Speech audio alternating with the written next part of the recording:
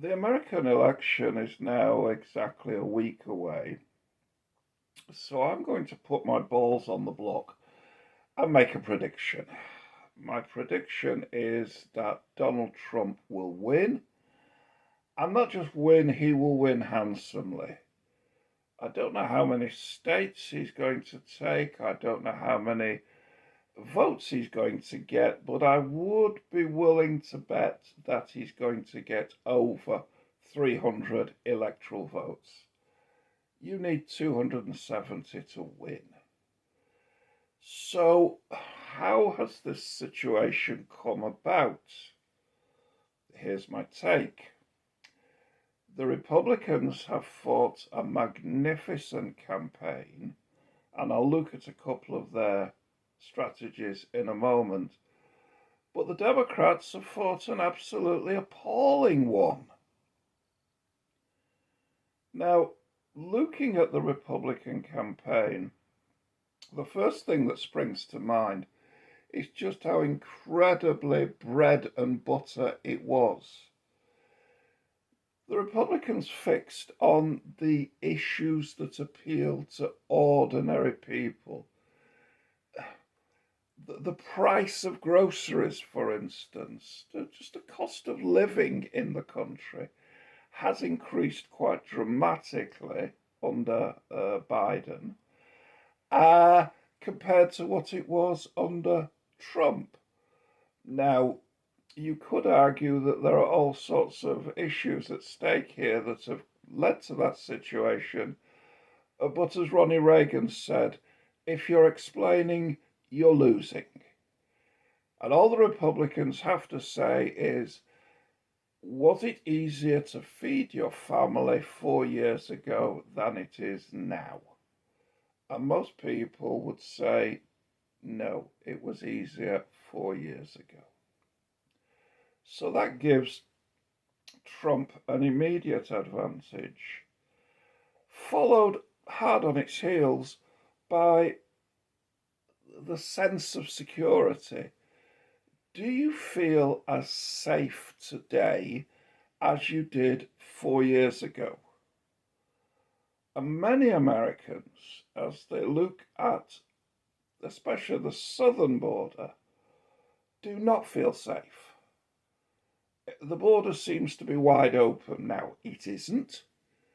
Many of the Trump reforms are still in operation by Biden, but nevertheless, it looked to, I think, the average American as if Trump really believed in controlling the border, and Biden doesn't. The fact that he put Cackles Harris in charge of the border probably demonstrates to many people just how little interest he had in protecting the border and keeping unwanted foreigners out. So there are two issues that the Republicans have used to their advantage with great success. Now, the Democrats have responded with issues that, while they may be important to their supporters, to their committed supporters, are probably not all that important to the population at large. Abortion is an obvious example. Yes, it's an important issue, but it's an issue that Trump leaves to the states.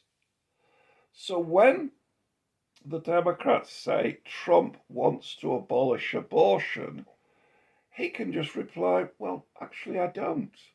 It's not my problem. It's a problem for the state you live in. So if you're not happy with the laws in your state, then change them in your state. As strategies go, I think it's a very good one. A lot of Democrats believe that Trump intended to have a national abortion ban when clearly he doesn't. So the Democrat counterattack using social issues such as abortion has clearly failed. Now, concentrating on the bread and butter issues will only work if you can get your people out to vote. And this is a second factor which the Republicans have used and have used very successfully. You see, the Democrats have concentrated with early voting and postal voting on getting their already committed voters out to vote early. Republicans haven't. What they've done is concentrated on the low propensity to vote people. They've identified the people who by and large sympathise with the Republican programme. But if they vote, they'll vote Republican, but they're probably not going to vote. What the Republicans have done is concentrate on them and encourage them to vote, either by post or in person. If that means holding somebody's hand while they go to the polling place, that's fine, because that's another vote that you've got banked that you probably would not have had, you certainly, I think, would not have had you concentrated on the already enthusiastic pro-Trump voter. The Democrats, sad to say, they're concentrating on their already committed. Well, those people don't need any encouragement to vote. You can put them to one side. The Republicans have done that. The Democrats haven't.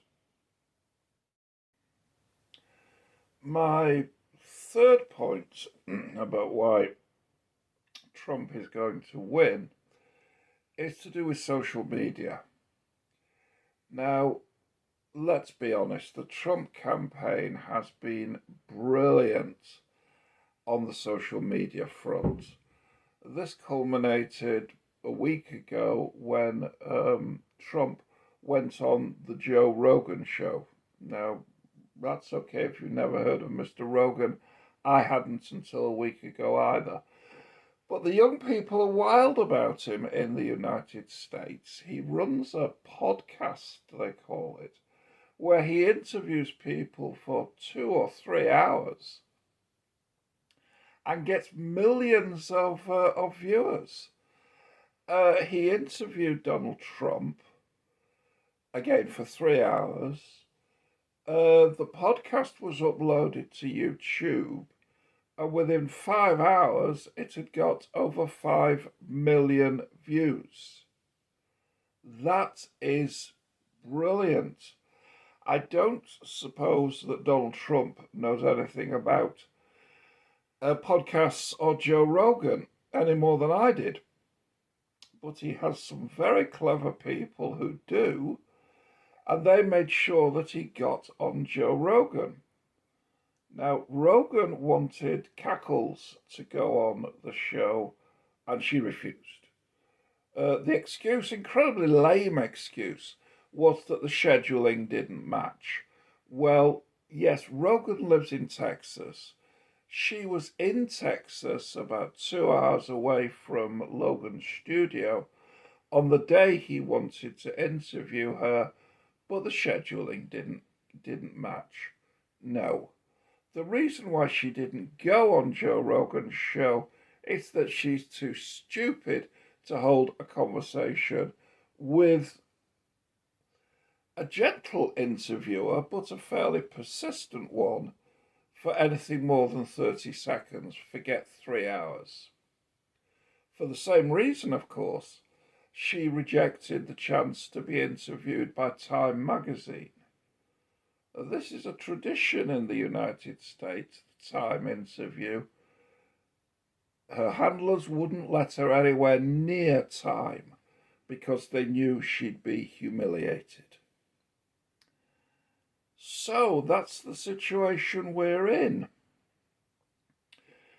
We can forget the fact that the Democrats come over as the party of freaks and weirdos and the Republicans come over as the party of normal people. Let's concentrate on the bread and butter issues. The price of groceries. Let's talk about security. Do Americans feel safe in their own homes? And finally, let's talk about the sheer cack-handed way in which the Democrats had to run their campaign because they had a candidate who is basically brain dead.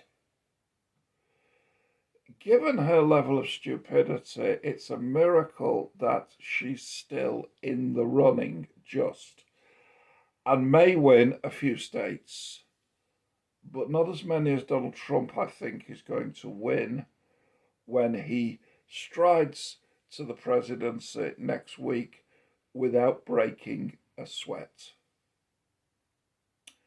Think on, folks.